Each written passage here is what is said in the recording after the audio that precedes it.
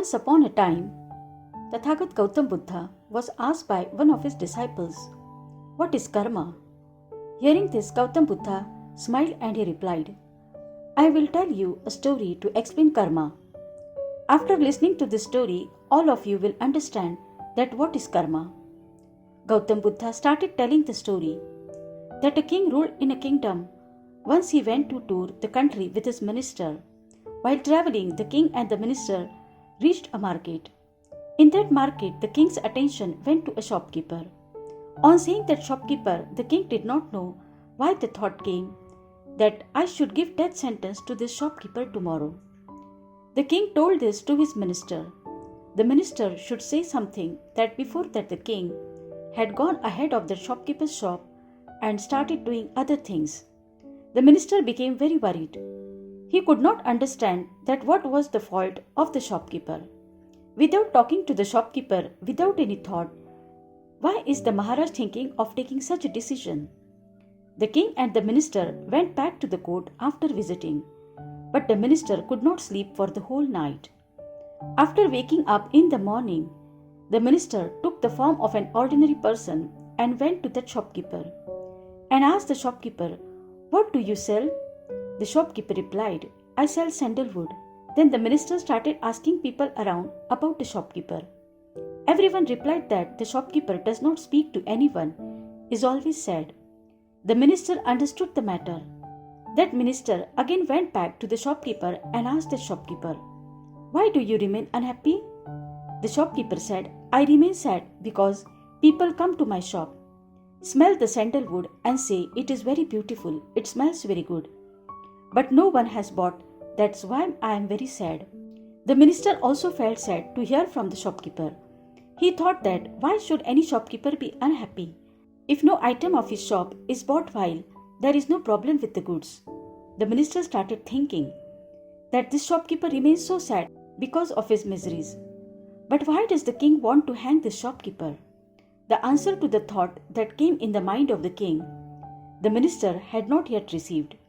The minister again asked the shopkeeper, "Brother, then what will you do if all the sandalwood of your shop is kept in such a way that it will be kept?"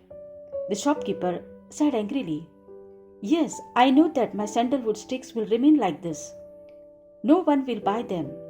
That is why I think that the king of our country should die as soon as possible. If he died early for the cremation of their king in that royal court, I would have given my sandalwood, from which I would also get some money, and apart from this market, other people would also know about my sandalwood sticks. Then maybe some people would come to my shop to buy sandalwood sticks." The minister understood everything after listening to the shopkeeper.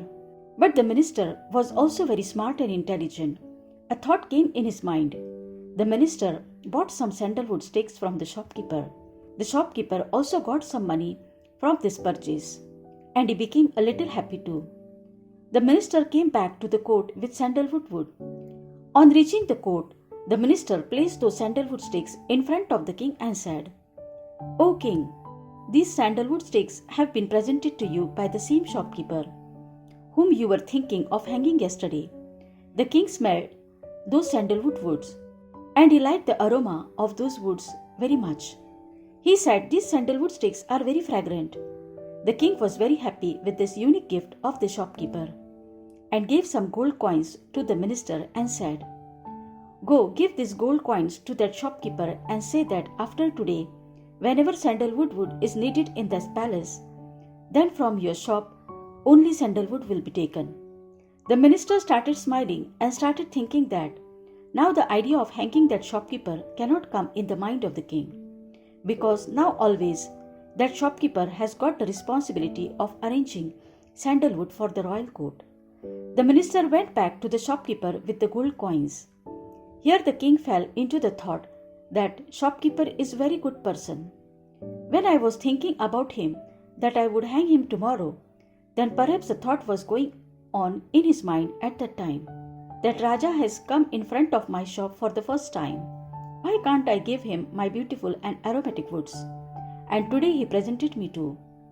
Inexplicably, I was thinking of hanging him. Here the minister reached the shopkeeper. The minister gave the gold coins given by the king to the shopkeeper and said, "That the sandalwood I had bought yesterday, the king liked those sandalwood sticks very much. And as a reward, some gold coins have been sent to you." The shopkeeper was very happy to hear this.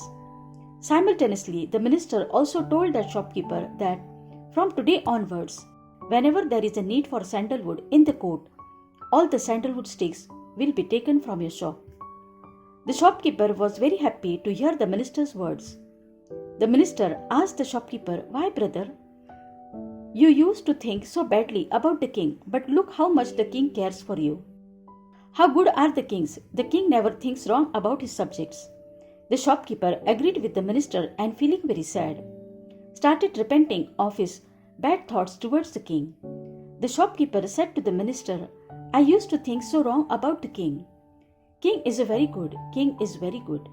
God bless that the king has a very long life." Hearing this, the minister was also very happy. Then the minister went back to the court from there.